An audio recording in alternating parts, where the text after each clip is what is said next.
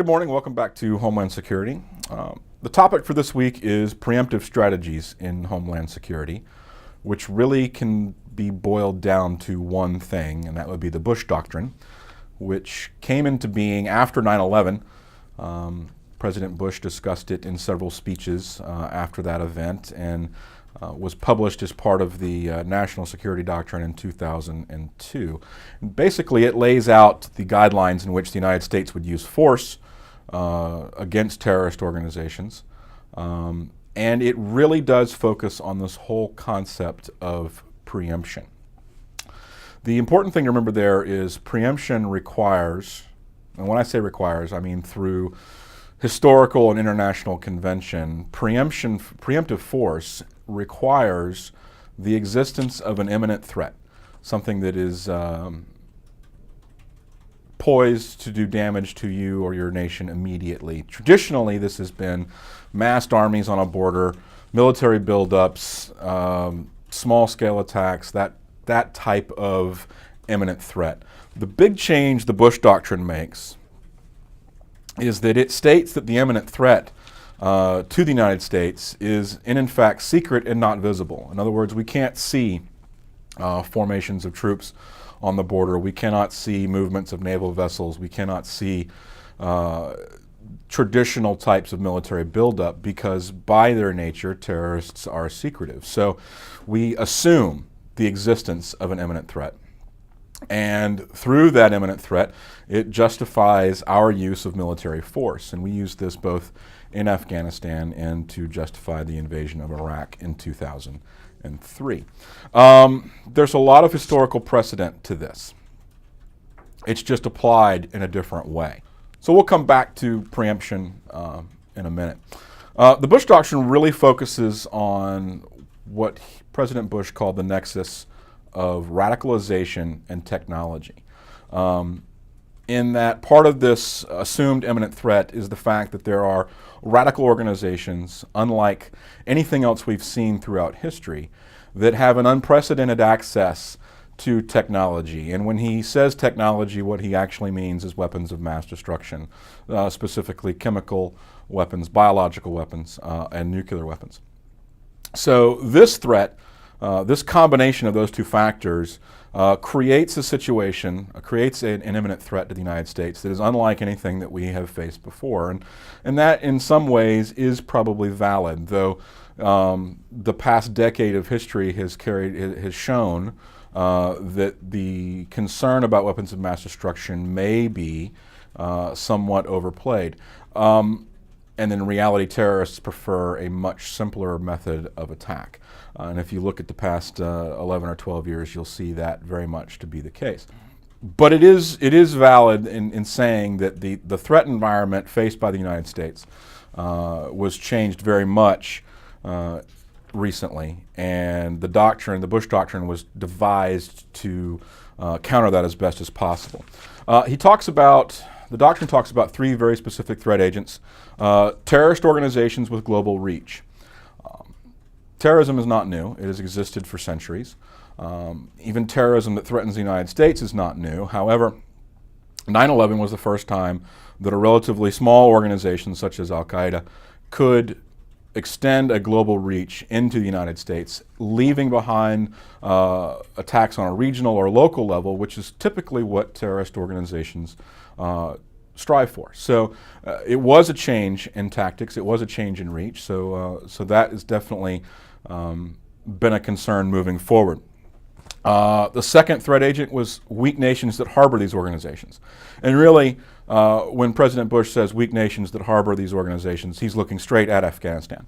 And again, that is designed to justify our military presence there in 2001 and today. And again, there's some validity to that. Al-Qaeda could not have had the capability it had on September 11th if it hadn't been for the Taliban harboring and assisting them in Afghanistan outside the reach of Western nations.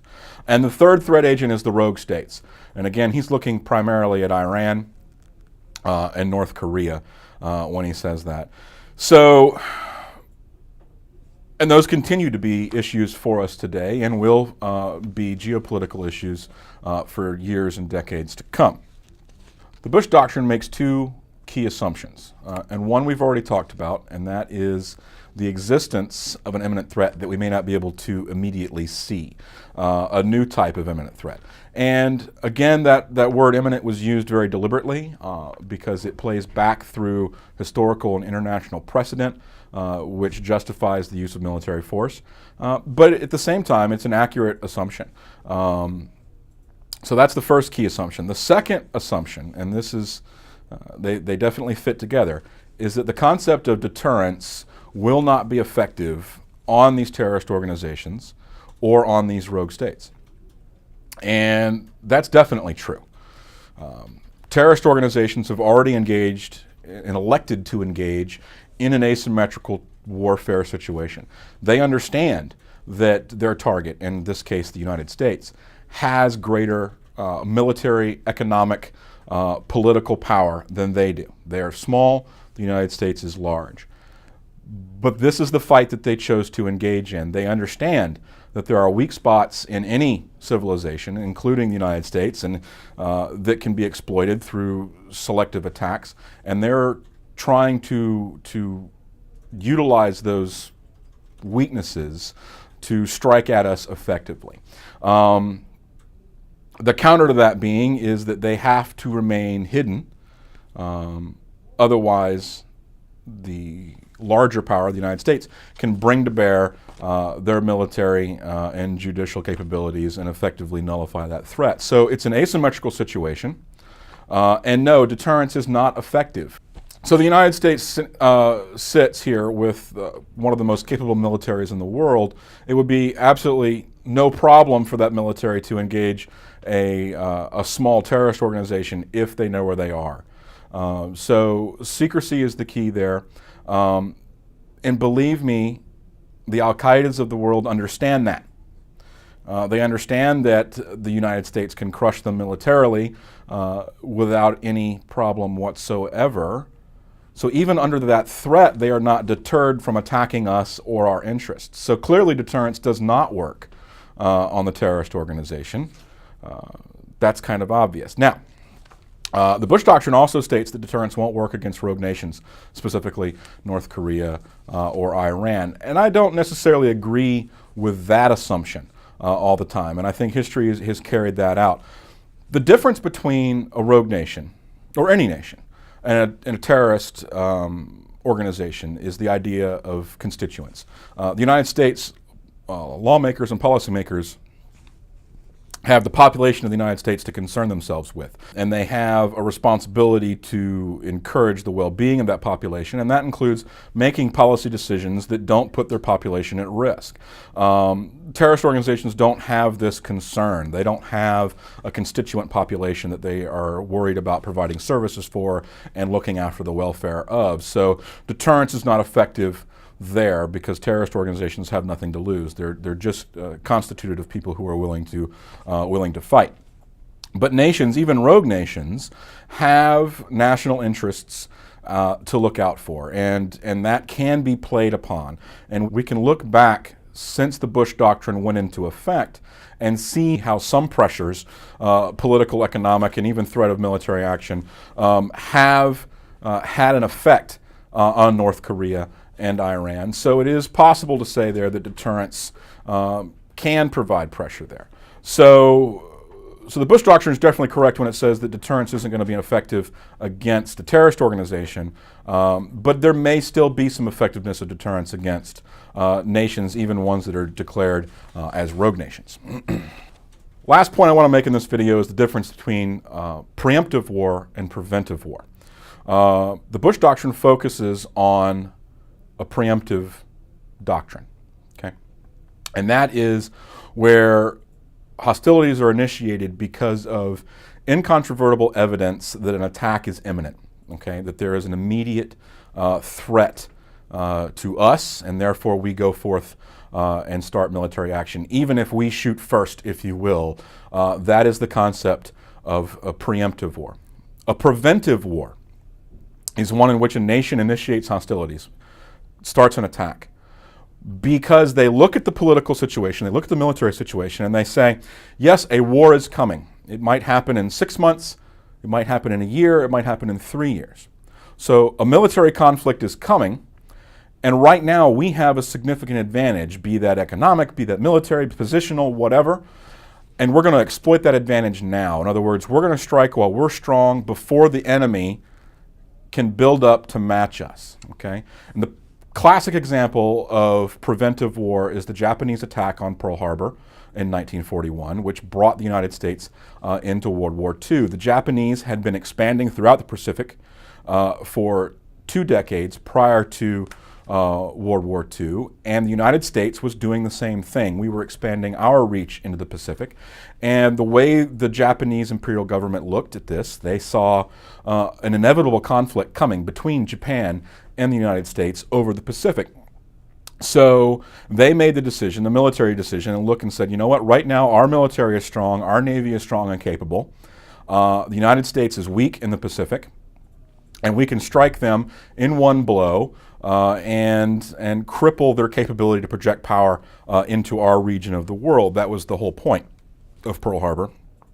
And for the large part, it did work. It was sheer luck that the U.S. carriers were not berthed in Pearl Harbor when the attack came. Otherwise, the Pacific War would have gone very differently.